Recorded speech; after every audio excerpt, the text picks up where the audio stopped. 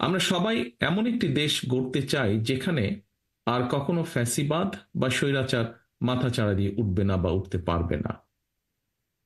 আমরা সবাই একটি স্বাধীন ও সার্বভৌম বাংলাদেশ চাই, যেখানে জনগণের অধিকার ও স্বাধীনতা কেউ কেড়ে নেবে না। আমরা সবাই একটি নিরাপদ ও সুরক্ষিত বাংলাদেশ চাই, যেখানে গণ আকাঙ্ক্ষার প্রতিফলন ঘটবে। নির্বাচিত ও জবাবদিহিমূলক সরকার নিশ্চিত করবে জনগণের মালিকানা ও অংশীদারিত্ব। উপস্থিত সুধীবৃন্দ, ফ্যাসিবাদের সময় আমরা তথাকথিত উন্নয়নের রাজনীতি দেখেছি, কিন্তু পতিত সেই রাজনীতির ভিত্তি ছিল দুর্নীতি, দুঃশাসন ও দুর্বৃত্তায়ন। অন্যদিকে জনগণের ভোটে বিএনপি যদি সরকার গঠন করে, আপনারা দেখতে পাবেন আমাদের 31 দফার আলোকে জনগণের ক্ষমতায়ন ও অংশীদারিত্বের রাজনীতি।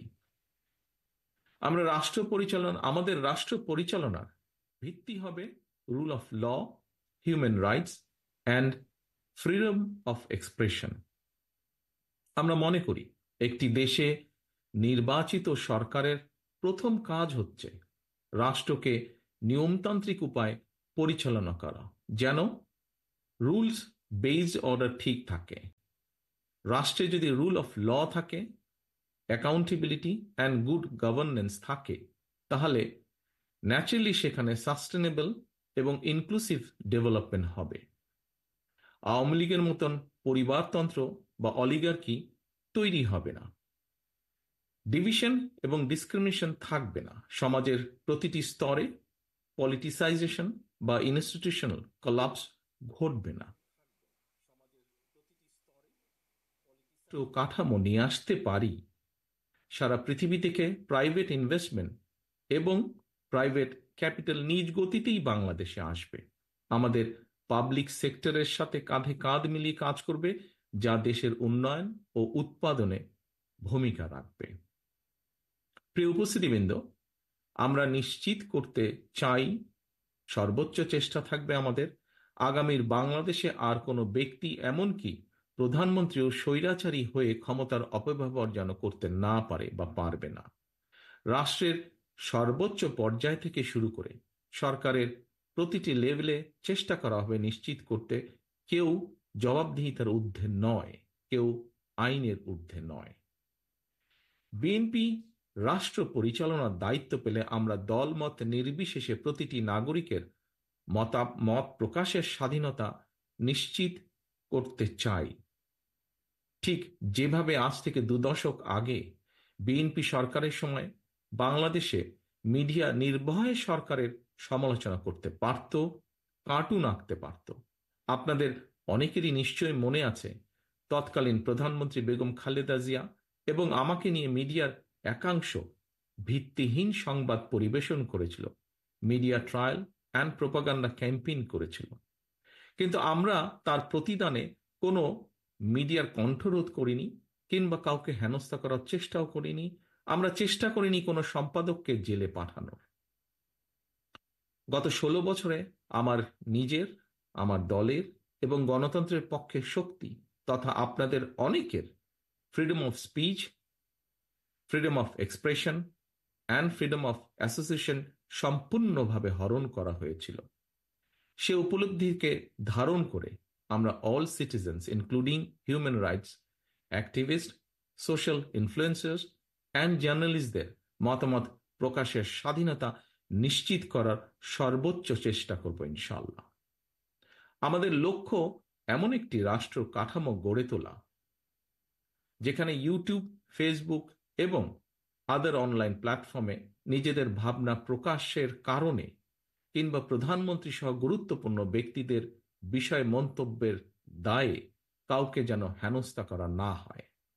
সত্য গোপন করতে main stream and social media যেন বাধ্য না থাকে, তেমনি মিথ্যা তথ্য দিয়ে সেটি প্রচারেও সরকার কাউকে চাপ দেবে না। তবে প্রিয় উপস্থিতবৃন্দ, দেশ গঠনের দায়িত্ব সবার, এবং আমরা মিডিয়ার নিউট্রাল এবং অবজেক্টিভ রোল প্রত্যাশা করি।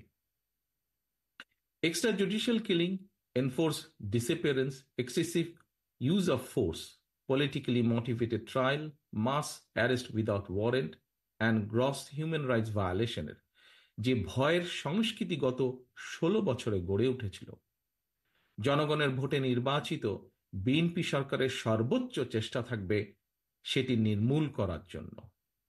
Universal declaration of human rights এর অনুসারে আমরা নিশ্চিত করার চেষ্টা করব প্রতিটি নাগরিকের মানবিক ও মৌলিক স্বাধীনতা। উপস্থিত সম্মানিত সুধীবৃন্দ, ক্ষমতার পরিবর্তন মানে কেবল একটি দল থেকে অন্য দলের কাছে রাষ্ট্রের ক্ষমতা হস্তান্তর নয়, বরং ক্ষমতার পালা বদলে এমন একটি রাজনৈতিক সংস্কৃতির সূচনা হওয়া উচিত যেখানে সমাজের পরিবর্তিত অবস্থা ও জনগণের আকাঙ্ক্ষার প্রতিফলন থাকবে বা দেখা যাবে।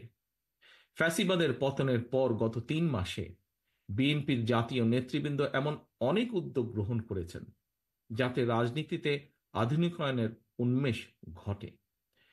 সেই সব উদ্যোগকে তারুণ্যের উদ্দীপনায় দেশ জুড়ে প্রতিপালন করেছে বিএনপির তৃণমূল। ফলে আপনারা দেখেছেন অতীতের মতোই কিভাবে বিএনপির নেতাকর্মীরা বন্যার সময় সর্বোচ্চ সাংগঠনিক শক্তি ও সাহায্য নিয়ে জনগণের পাশে দাঁড়িয়েছে, গণ অভ্যুত্থানে শহীদ ও আহত পরিবারগুলোকে আন্তরিক সহায়তা প্রদানের চেষ্টা করেছে, জনদুর্ভোগ এড়াতে মোটরসাইকেল বহর বা শোভাযাত্রা থেকে নিজেদের বিরত রেখেছে বা রাখার চেষ্টা করছে, পলিটিক্যাল প্রোগ্রাম শেষে অত্র স্থান ক্লিন এবং টাইডি রাখার চেষ্টা করছে, নগরের দেওয়াল থেকে ব্যানার এবং পোস্টারগুলো অপসারণ করছে বা করার চেষ্টা করছে, ত্বরান্বিত করার চেষ্টা করছে জনসম্পৃক্ত এবং সমাজ বান্ধব রাজনীতিকে। আপনাদের নিশ্চয়ই মনে আছে শেখ হাসিনার 16 বছরের শাসন আমলে আওয়ামী লীগের নেতাকর্মীরা সীমাহীন খুন, হামলা, ধর্ষণ ও চাঁদাবাজির মতন অপরাধে জড়িয়ে পড়লেও দলীয়ভাবে তাদের শাস্তি দেবার কোনো ইতিহাস নেই বললেই চলে। সাম্প্রতিক ঘটনাবলী থেকে দেখা যায় 1,500-এরও অধিক গণতান্ত্রিক মানুষকে গণ অভ্যুত্থানে হত্যা করার পরেও আওয়ামী লীগের কোনো নেতার কোনো অনুতাপ, অনুশোচনা বা আত্মসমালোচনার নজির নেই। অপরদিকে আমরা সবাই জানি বিএনপির 60 লক্ষ নেতাকর্মীর বিরুদ্ধে মিথ্যা মামলা রয়েছে, সেই সময় দেওয়া হয়েছে। তারপরেও এত বিশাল সংগঠনের নাম ব্যবহার করে কেউ বিচ্ছিন্নভাবে কোনো অপরাধে জড়িত হলে তা জানা মাত্রই আমরা দ্রুত সাংগঠনিক ব্যবস্থা গ্রহণ করেছি। 5ই আগস্টের পরে দেশে ল অ্যান্ড অর্ডার সিচুয়েশন ভেঙে পড়েছিল, ছিল পুলিশের অনুপস্থিতি।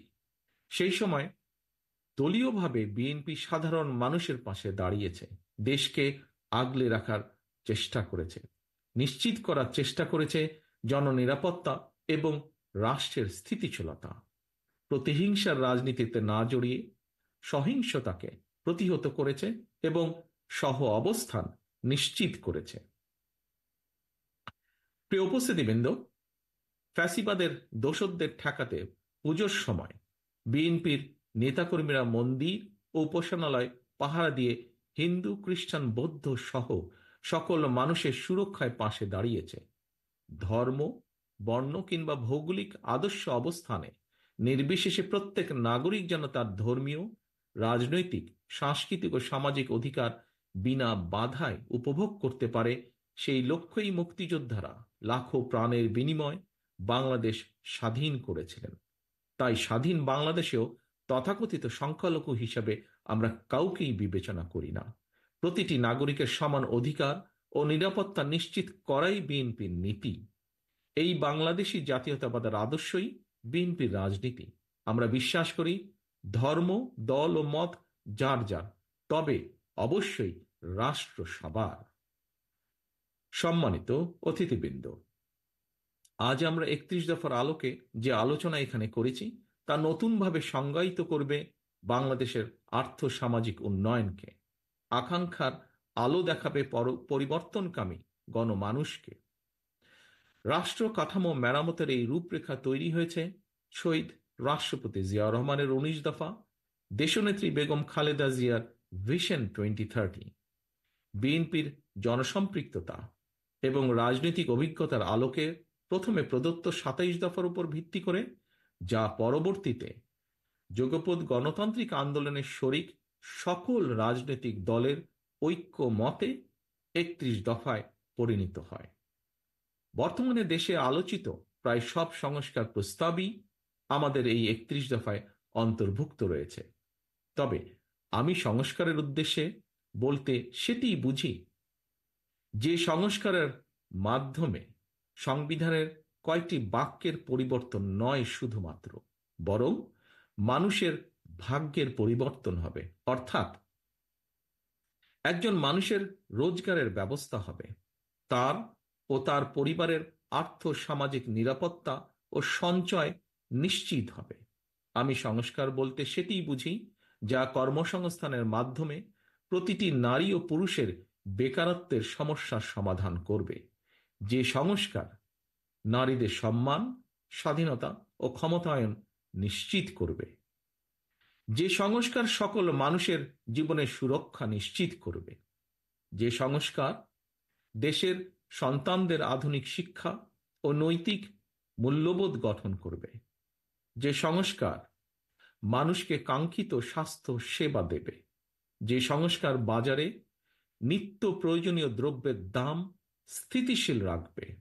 আমি সংস্কার বলতে সেটিই বুঝি যা কৃষক, শ্রমিক সহ সকল কর্মজীবী মেহনতি মানুষের ন্যায্য ও প্রাপ্য মজুরি নিশ্চিত করবে। প্রিয় উপস্থিতিবৃন্দ, বাংলাদেশের স্বৈরাচারী ব্যবস্থা যেন আর পুনরাবৃত্তি না ঘটে সেটি নিশ্চিত করতে বিএনপি সংবিধানে এমন ব্যবস্থা রাখতে চায় যাতে কেউ পরপর দুবারের বেশি প্রধানমন্ত্রী হতে না পারে। আমরা আইন, বিচার ও নির্বাহী বিভাগের মধ্যে ক্ষমতার ভারসাম্য রাখতে চাই। রাষ্ট্র পরিচালনায় সমাজের জ্ঞানী গুণীদের প্রতিনিধিত্ব এবং অংশগ্রহণ নিশ্চিত করতে দ্বিকক্ষ বা বাইক্যামেরাল পার্লামেন্ট সিস্টেম প্রবর্তন করতে চাই।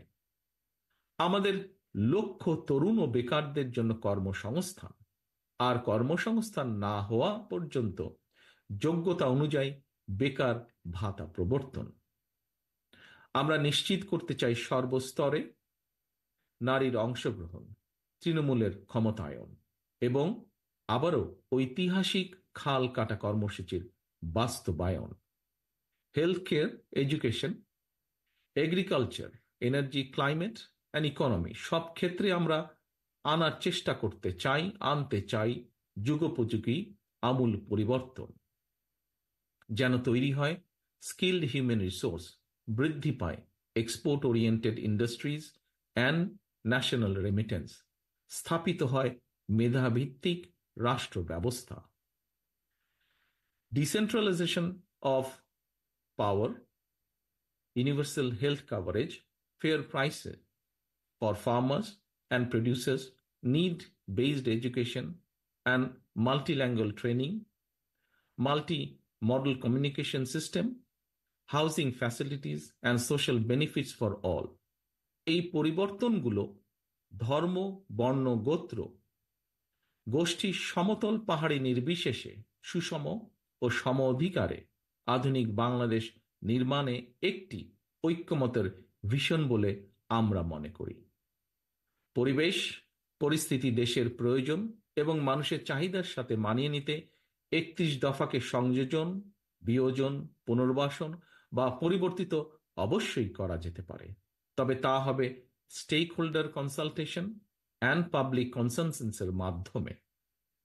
সময়ের সাথে এই ৩১ দফাই একদিন আমাদের দীর্ঘমেয়াদী লক্ষ্য তথা সুখী ও স্বনির্ভর বাংলাদেশ অর্জনের দ্বার উন্মোচন করবে বলে ব্যক্তিগতভাবে আমি বিশ্বাস করি, যা বিশ্ব মানচিত্রে পরিচিত হবে কৃষিতে স্বয়ংসম্পূর্ণ, শিল্পায়নে সাফল্যমণ্ডিত, অর্থনীতিতে গতিশীল, মানব সম্পদ সমৃদ্ধ এবং সামাজিকভাবে ঐক্যবদ্ধ একটি প্রগতিশীল রাষ্ট্র হিসাবে। সম্মানিত অতিথিবৃন্দ, বিএনপির একজন কর্মী হিসাবে আমি বিশ্বাস করি রাজনীতির মূল উদ্দেশ্য কেবল ক্ষমতায়ন নয়, বরং রাষ্ট্রীয় উন্নয়ন এবং জনগণের অভিপ্রায়ের বহিঃপ্রকাশ এর একটি অবিচ্ছেদ্য অংশ। আজকে আমরা যারা এখানে সমবেত হয়েছি, দেশে বিদেশে আমরা যারা বাংলাদেশের উন্নয়ন নিয়ে সবসময় ভাবি, আমাদের গড়ে তুলতে হবে একটি inclusive, liberal and Democratic Bangladesh. আমাদের সবাইকে এক হয়ে এগিয়ে যেতে হবে বহু দূরে। এই অগ্রযাত্রার গতি হবে ফাস্ট বাট স্টেডি। লক্ষ্য হতে হবে সুনির্দিষ্ট। জাতীয় ঐতিহ্য ও অতীতের ভালো অর্জনগুলোকে ধারণ করে আমাদের চেতনা এবং দায়বদ্ধতাকে হতে হবে ভবিষ্যৎমুখী। গণতান্ত্রিক ধারার রাষ্ট্র পরিচালনায় আবদ্ধ থাকলে চলবে না। শুধু আমাদের উৎসাহ দিতে হবে আধুনিকতাকে, বরণ করে নিতে হবে অভিনবত্বকে, সামনের দিকে দৃষ্টিপাত করে আলিঙ্গন করে নিতে হবে সমাজের বিভিন্ন শ্রেণী পেশা মানুষের চিন্তাধারাকে, যা পরবর্তীতে পরিবর্তন করবে রাজনৈতিক সংস্কৃতিকেও। আপনাদের সকলকে আমার বক্তব্য ধৈর্য সহকারে শোনার জন্য ধন্যবাদ জানিয়ে পরিশেষে আমি বলতে চাই, গত 16 বছর ধরে এবং জুলাই আগস্টের অভ্যুত্থানে যারা ফ্যাসিবাদ বিরোধী আন্দোলনে সম্পৃক্ত ছিলেন, গণতন্ত্রের পক্ষের প্রতিটি ব্যক্তি, দল, সংগঠন ও গোষ্ঠী তাদের সকলের আত্মত্যাগের যথাযথ স্বীকৃতি দিয়ে প্রতিটি শ্রেণী পেশার মানুষের অংশগ্রহণমূলককে সম্মান জানিয়ে লুণ্ঠিত অধিকার ফিরিয়ে এনে এবং জনগণের ম্যান্ডেট নিয়ে একটি সত্যিকার গণতান্ত্রিক বাংলাদেশ প্রতিষ্ঠা করাই আমাদের সমন্বিত অগ্রাধিকার। আপনাদের সকলের সুস্থতা কামনা করে আমার বক্তব্য শেষ করছি। আল্লাহ হাফেজ। বাংলাদেশ জিন্দাবাদ। বাংলাদেশ জাতীয়তাবাদী দল জিন্দাবাদ।